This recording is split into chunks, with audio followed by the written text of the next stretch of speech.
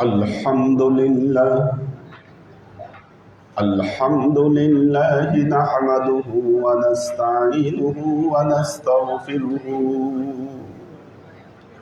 ونؤمن به ونتوكل عليه ونعوذ بالله من شرور أنفسنا ومن سيئات أعمالنا من يهد الله فهو المهتدي ومن يضلل فلن تجد له وليا مرشدا فنشهد أن لا إله إلا الله وحده لا شريك له ونشهد أن سيدنا وسندنا ونبينا محمدا صلى الله عليه وسلم الذي أرسله الله بالحق بشيرا ونذيرا وداعيا إلى الله بإذنه وسراجا منيرا وقال الله تعالى في كلامه المجيد وفرقانه الحميد ما كان محمد أبا أحد من رجالكم ولكن رسول الله وخاتم النبيين وكان الله بكل شيء عليما إن الله وملائكته يصلون على النبي يا أيها الذين آمنوا صلوا عليه وسلموا تسليما صلى الله على محمد صلى الله عليه وسلم صلى الله على محمد صلى الله عليه وسلم আল্লাহর আশিক ও সালেক বৃন্দ, রমজানের পর আমাদের ক্লাস শুরু হয়েছে। হাজিরা খাতার মেনটেইন খুব গুরুত্বের সাথে করতে হবে। 3 দিনের মনে হয় 3টা খাতা নাকি? এখন কিভাবে হাজিরা নেওয়া হয়? বৃহস্পতিবারের হাজিরা কে মেনটেন করে? সাদেকে। আর শুক্রবার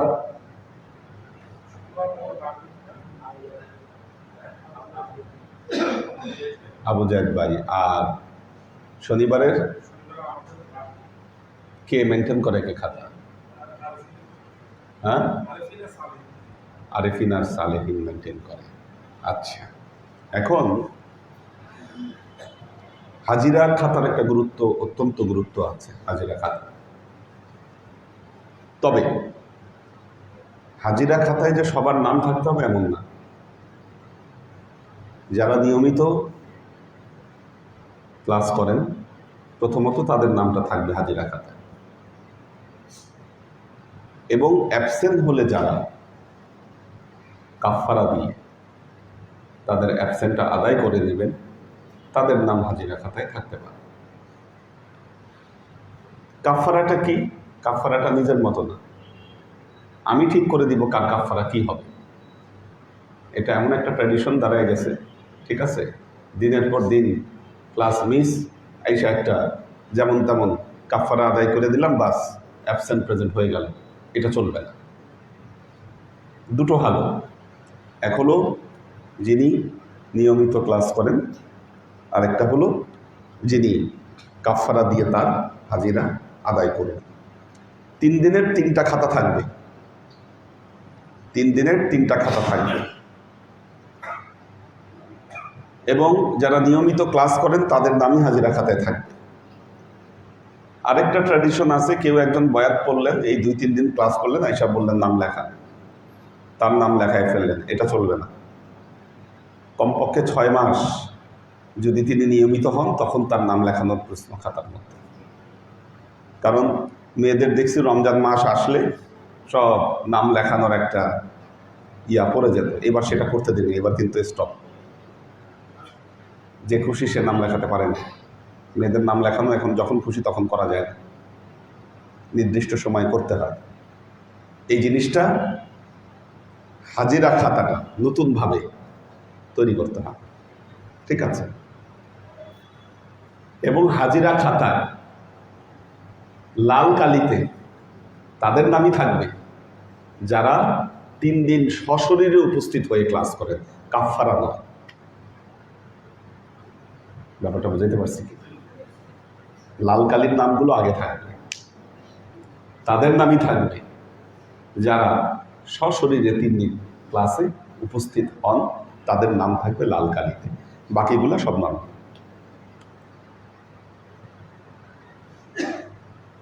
তো কারণ আমাদের হাজিরা খাতা এটা তরিকার আমলের একটা গুরুত্বপূর্ণ অংশ, আমাদের ক্লাসের একটা গুরুত্বপূর্ণ অনুষঙ্গ এই হাজিরা। নাম বেশি হয়ে গেলে, লিস্ট বেশি হয়ে গেলে ডাকতে ডাকতে অনেক সময় চলে যায়, দেখবেন।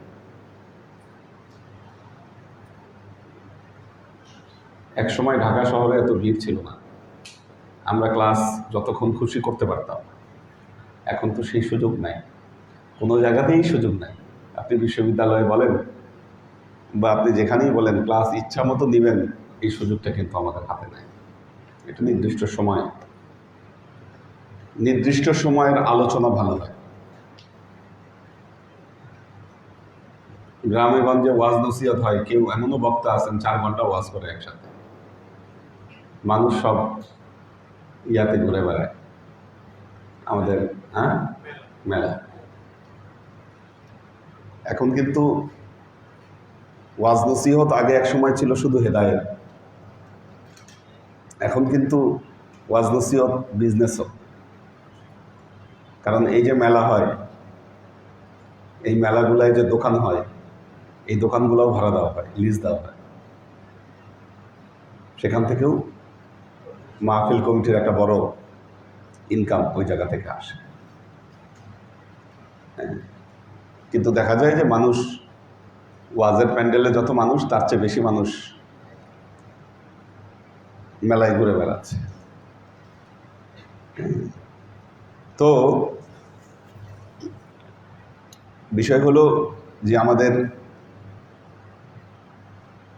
এই সর্বাধিক বিবেচনা করে খাতাগুলো রেডি করবেন,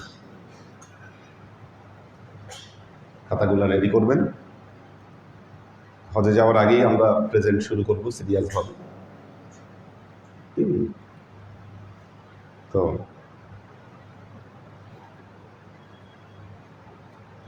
আমরা ক্লাসে চলে যাই। আউযু বিল্লাহি মিনাশ শাইতানির রাজীম। বিসমিল্লাহির রহমানির রহিম। মাকিসিনা ফীহি আবাদা ওয়া ইউযিরাল্লাযীনা ক্বালু ইত্তাখাযাল্লাহু ওয়ালাদা মা লাহুম বিহি মিন ইলমিন ওয়ালা লিআবাইহিম কাবুরাত কালিমাতান তাখরুজু মিন আফওয়াহিহিম ইয়াকুলুনা ইল্লা কাযিবা।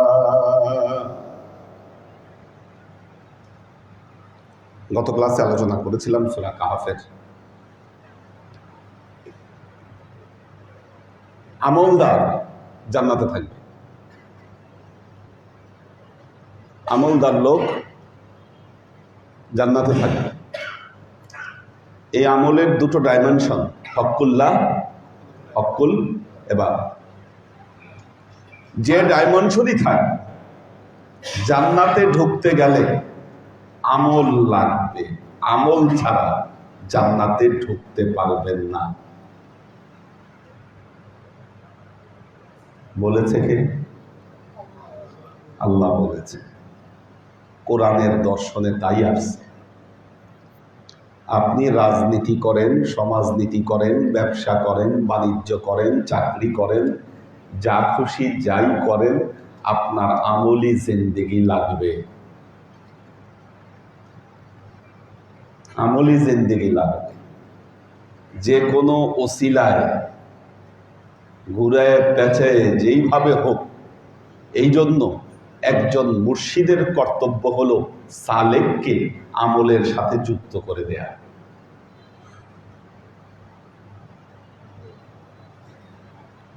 এই জন্য আমরা যত কৌশল অবলম্বন করি, ওয়াদউ ইলা সাবিলি রাব্বিক বিল হিকমাতি ওয়াল মাউইযাতিল হাসানা, এটা আল্লাহর বাণী তো। ওয়াদউ, আল্লাহ কাকে বলতেছেন? এটা কাকে বলতেছেন? তার রাসূলকে বলতেছেন, তার রাসূলকে নির্দেশ দিচ্ছেন। রাসূলের পরে এই নির্দেশ আমাদের উপর প্রযোজ্য।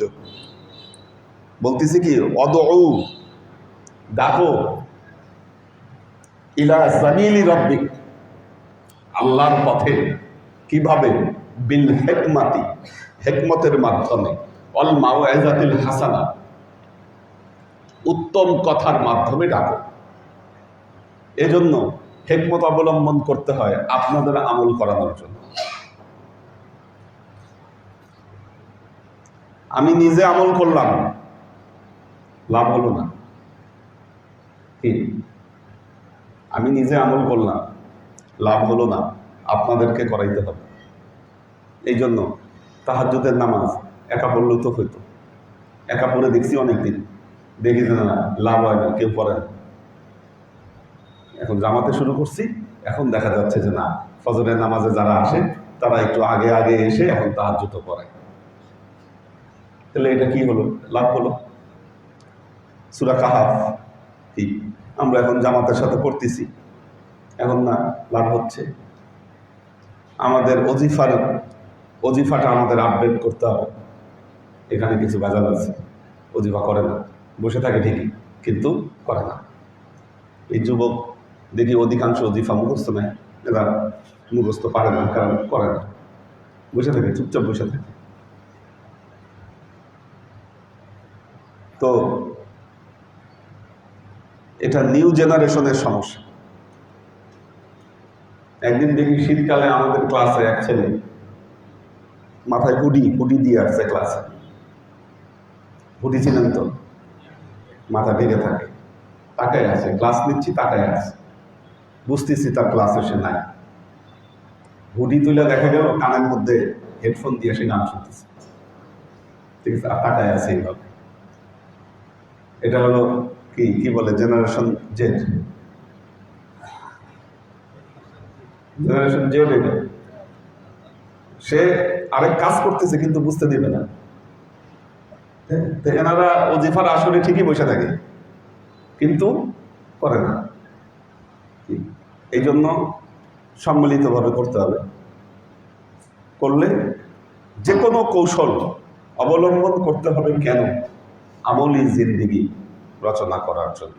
আপনি যত লেকচার ছাড়েন, যত বড় বড় কথা বলেন, যাই কিছু করেন না কেন, আমল যদি না থাকে আপনি খালি ফানুস, খালি কলসি, বাজবে বেশি কিন্তু ভেতরে কিছু নাই। আমাদের এখন এই অবস্থা, কি আমল নাই, কিছু নাই। আমরা বড় বড় লেকচার ছাড়তেই আমাদের দিন যায়। সুতরাং আমলি জিন্দেগি লাগবে।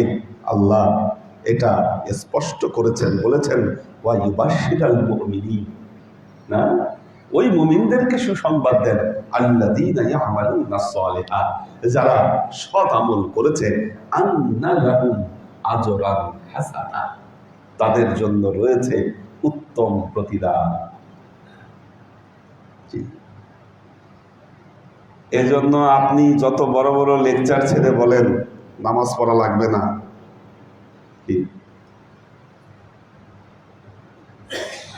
বাউলে গান গাচ্ছে, মসজিদ ঘরে আল্লাহ থাকে না, রে মাওলানা, মসজিদ ঘরে আল্লাহ থাকে না, শয়তান সব জায়গায় সেজদা দিছে, এই জন্য সে সেজদা দেয় না জমিনে। এগুলো বলে লাভ আছে? বাঁচতে পারবেন? কোরআনের কথা এটা। তার মানে বোঝা গেল এই দর্শন, এই ফিলোসফি, এটা কোরআনের দর্শন না। এই দর্শনে আপনি থাকলে আজরান হাসানা, এটার নিশ্চয়তা দেয়া যায় না। এর পরবর্তী সুসংবাদ আল্লাহ বলতেছেন, মা কিসিনা ফিহি আবাদা।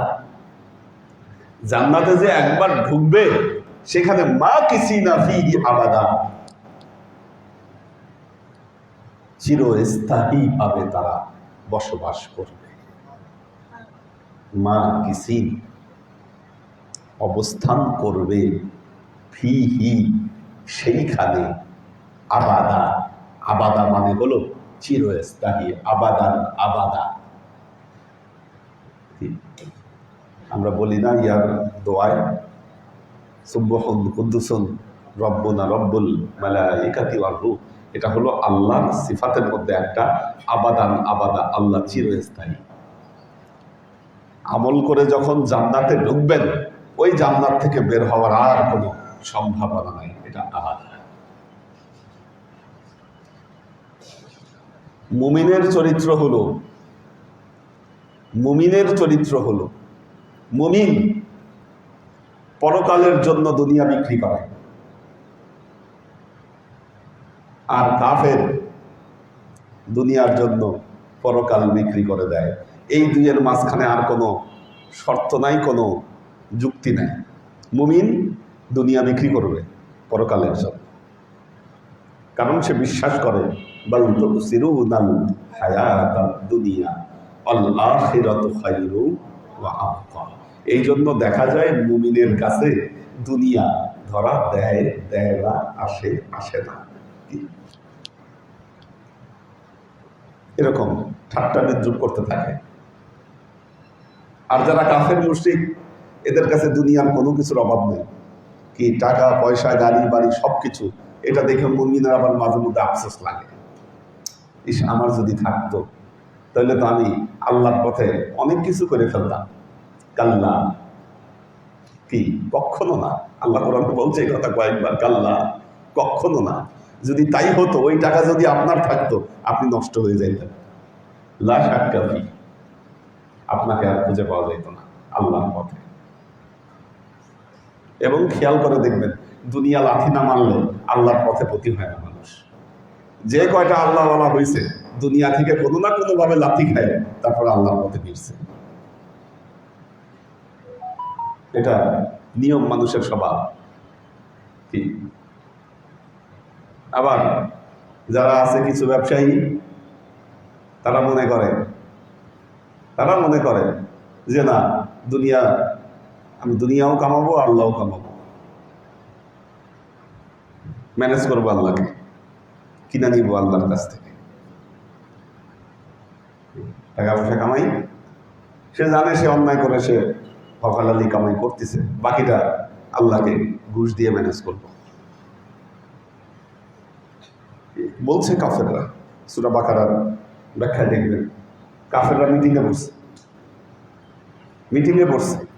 মিটিংয়ে বসে বলতেছে, মুহাম্মদ মুস্তাফা সাল্লাল্লাহু আলাইহি ওয়াসাল্লাম সে যে কথাগুলো বলতেছে, যদি সত্যি হয়, একজন বলল যদি সত্যি হয় আল্লাহকে ঘুষ দিয়ে দিব, টাকা পয়সার তো অভাব নেই।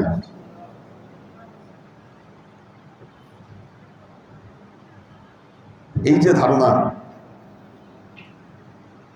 আল্লাহর আশিক ও সালেক বৃন্দ, এই জন্য আপনি যদি মুমিন হন, দুনিয়া না পাওয়ার বেদনা আপনাকে যেন ব্যথিত না করে। আল্লাহ যতটুকু বুঝবে ততটুকু আপনাকে দিবে, যতটুকু আপনার জন্য সুইটেবল ততটুকু আল্লাহ আপনাকে দুনিয়া দিবে, এর বেশি চায় না, এর বেশি চাবেন না। চাইলে কি হবে? হজম হবে না। বিশ্বাস করেন, হজম হবে না আপনার। এটা কোনো না কোনো ভাবে এমন কষ্টের কারণ হয়ে দাঁড়াবে আপনার। বেশি দূর যাওয়া লাগবে না, দেখেন না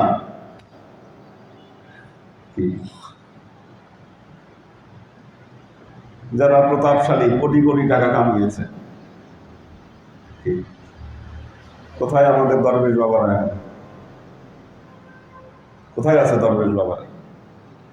দরকার ছিল এই বৃদ্ধ বয়সে এসে জেলের ভাত খাওয়া? কি ঘরের মধ্যে শুয়ে আরামে ঘুমানো তো উচিত ছিল এই সময়। এই যে লোভ মানুষের দরকার ছিল। কাজেই মাকিসিনা ফিহি আবাদা, এই যে আপনি মুমিনদেরকে দেখছেন তারা আল্লাহতে তুষ্ট। মুমিনরা আল্লাহতে তুষ্ট। হ্যাপিনেস, হ্যাপিনেস বিরাট ব্যাপার। মুমিনরা অলওয়েজ হ্যাপি। আপনি যদি আনহ্যাপি হন, বোঝা যাবে আপনার কলবের মধ্যে অসুখ আছে। মারাত্মক কথা বললাম। মুমিনরা অলওয়েজ হ্যাপি। কেন অলওয়েজ, কেন হ্যাপি? কানা আর অল্পে তুষ্টি তাদের মধ্যে আছে। যে হালতে আছে আলহামদুলিল্লাহ, সে হালতে সেই খুশি। মুমিনের চরিত্র। বেঈমান কোন হালতেই খুশি না, অস্থির, ভেতরে অস্থিরতা, রাতে শুইলেও ঘুম আসে না। বোঝা যাবে না সমস্যা হচ্ছে ভেতরে, ভাইরাস আছে ভেতরে, সফটওয়্যারের সমস্যা দেখা দিচ্ছে। বাস্তব কথা। আপনি যদি আল্লাহকে তুষ্ট হন, আপনার মধ্যে এত না পাওয়ার বেদনা কেন? বলেন, এত না পাওয়ার আর্তনাদ আপনার মধ্যে কেন? এই যে ঈমান ভেতরে ঢুকে নাই। বিপদ, বিপদ থেকে নিজেকে উদ্ধার করুন, উদ্ধার করুন নিজেকে। এ কথা বলে আল্লাহ আবার বিপরীত দিকে যাচ্ছেন। দেখেন, ওই যে শুরুতে বলেছেন লিইউনজিরা বাআসান শাদীদান ওয়া ইউবাশশিরুল মুমিনিনা আল্লাযীনা ইয়ামালুনাস সালিহাত। এখন ইউনজিরা, ভয় আরো কাদেরকে দেখাচ্ছে আল্লাহ, এটা তো আল্লাহ ক্লিয়ার করে নাই, এখন ক্লিয়ার করতেছে। ওয়া ইউনজিরাল্লাযীনা তাখাযাল্লাহু ওয়ালাদা, আল্লাহ কোরআনের মাধ্যমে তাদেরকে ভয় দেখাতে চান যারা বলে ইত্তাখাযাল্লাহু ওয়ালাদা, আল্লাহর সন্তান আছে।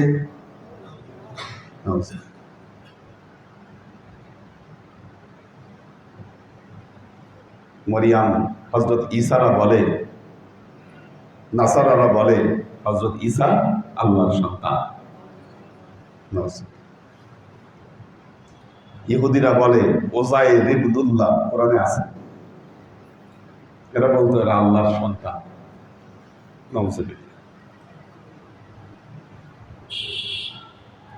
কোরআন আল্লাহ সম্পর্কে যে ধারণা দিয়েছে, লাম ইয়ালিদ ওয়া লাম ইউলাদ, তিনি জন্মগ্রহণ করেন নাই, তিনি তাকে কাউকে তিনি জন্ম দেন নাই।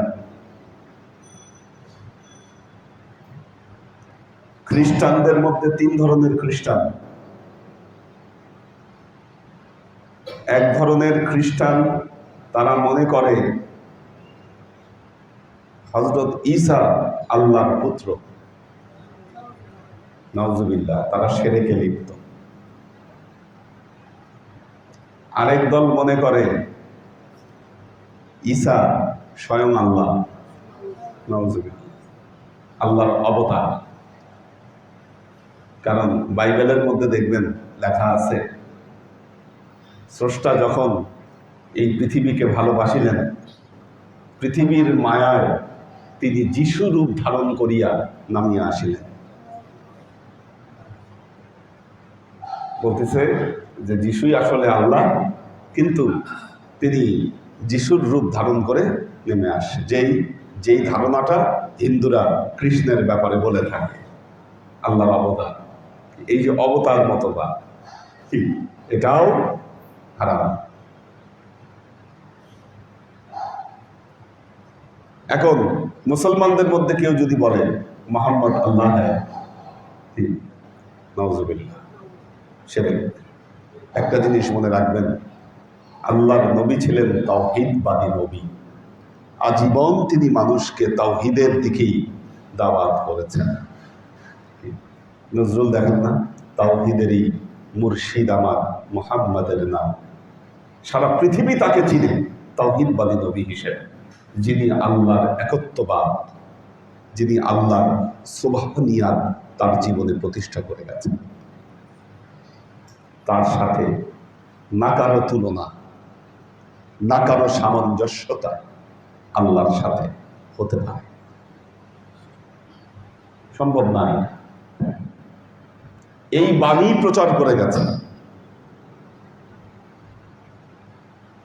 পবিত্র কোরআনের এমন কোনো পাতা পাবেন না যেই পাতায় আল্লাহ তার একত্ববাদের বয়ান না দিয়েছেন। চ্যালেঞ্জ করছি, আজকে অলিয়া উলিয়ার ভক্তরা অলিয়া উলিয়াকে নিয়ে শিরক করেন, কিন্তু প্রত্যেক অলি আউলিয়ার জীবন দর্শনের সর্বপ্রথম দর্শন ছিল তাওহীদে প্রতিষ্ঠিত হওয়া। তাওহীদ ছাড়া বেলায়েত হাসিল হয় না। কি বেলায়েতের পূর্ব শর্ত হলো তাওহীদ।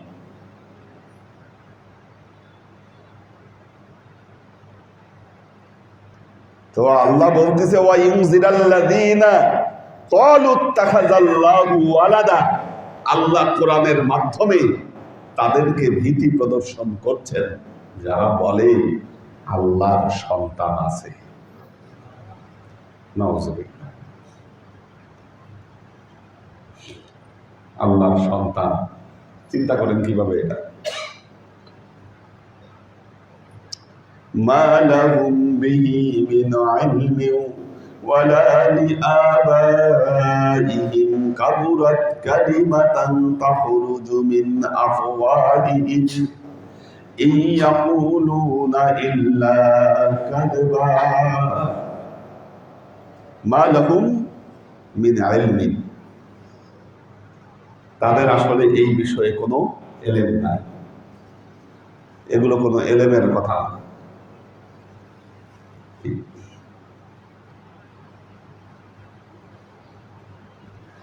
এলেমের কথা বাদ দিয়া আপনার কথা বলার দরকার কি? বলেন, দরকারটা কি? দরকার আছে আউল ফাউল কথাবার্তা বলেন, যেগুলো মানুষের মধ্যে, যেই কথাগুলো সংশয় তৈরি করবে, সন্দেহ তৈরি করবে।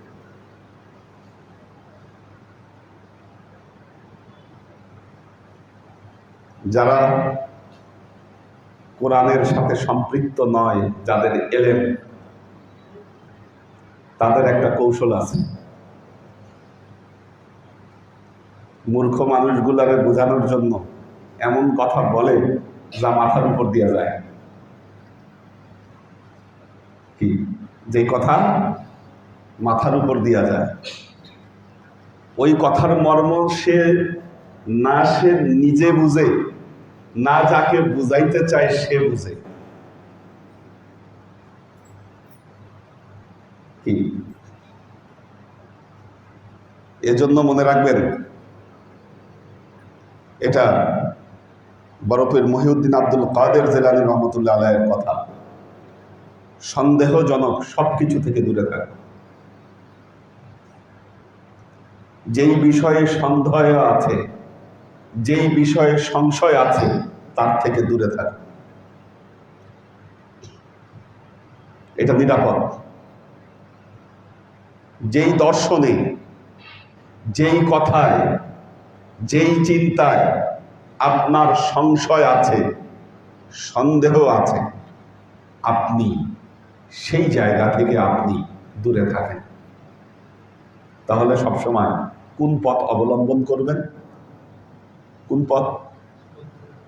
তাকওয়ার পথ। তাকওয়ার পথ, যেই পথ তাকওয়ার নিকটবর্তী, আপনি সেটাকে অবলম্বন করেন।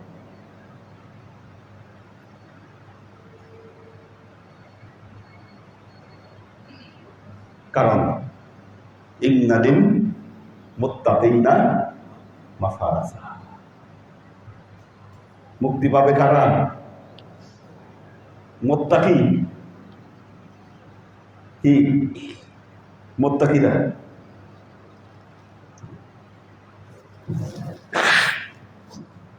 একদল গান গায়ে ইবাদত করতেছে, গানের মধ্যে সংশয় আছে। দরকার কি আপনার? দরকার আছে? আমি তাকওয়ার পথ অবলম্বন করি না, বাদ দেই। কি এই যে বিভিন্ন মাসলা মাসাইল, মেয়েরা চেহারা দেখাইতে পারবে কি পারবে না, এটা নিয়ে আমাদের বিতর্ক হয় না? কি তাকওয়ার পথ কোনটা? লিখে রাখো। দরকার কি আমার? কি আপনি জীবনে সব সময় মানদণ্ড এটা রাখেন, তাকওয়ার পথ অবলম্বন করেন, আর কিচ্ছু লাগবে না। জীবনে একটা মানদণ্ড রাখেন, তাকওয়া। এর চাইতে উত্তম কোনো মানদণ্ড হয় না।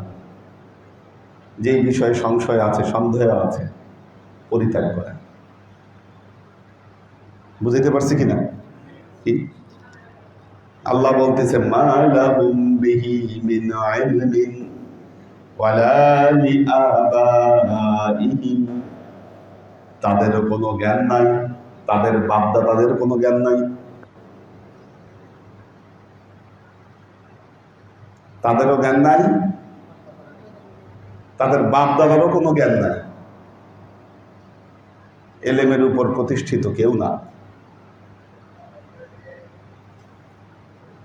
এই জগতে এলেমের দাম, এলেমের কদর কমে গেছে। মানুষ এলেমের দিকে ধাবিত হচ্ছে না, কিন্তু আল ইলমু নূরুন, এলেম হচ্ছে নূর, এলেম হচ্ছে আলো। এই আলো না থাকলে আপনি পথ হারাবেন, পথভ্রষ্ট হবেন, লা শাক্কা ফিহি, এতে কোনো সন্দেহ নাই।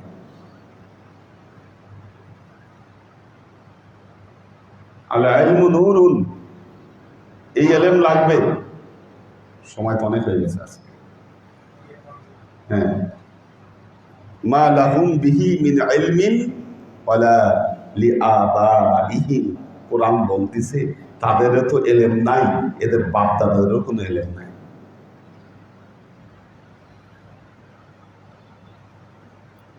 এজন্য লা তাকফু মা লাইসা লাকা বিহি ইলম, এলেম না থাকলে সেখানে বসতে নিষেধ করছে আল্লাহ। কি সেখানে অবস্থান করা যাবে না। আল্লাহ এলেমের ভান্ডার আমাদেরকে দিয়েছে, আপনি এলেমহীনতার পথে পথ চলবেন কেন? আল্লাহ আমাদেরকে তৌফিক দান করুন। বারাকাল্লাহু লানা ওয়া লাকুম ফিল কুরআনিল আযীম ওয়া নাফা'না ওয়া ইয়্যাকুম লা আয়াতি ওয়া যিকরিল হাকীম ইন্নাহু তাআলা জাওয়াদুন কারীমুন মালিকুন ওয়া রাউফুর রহিম।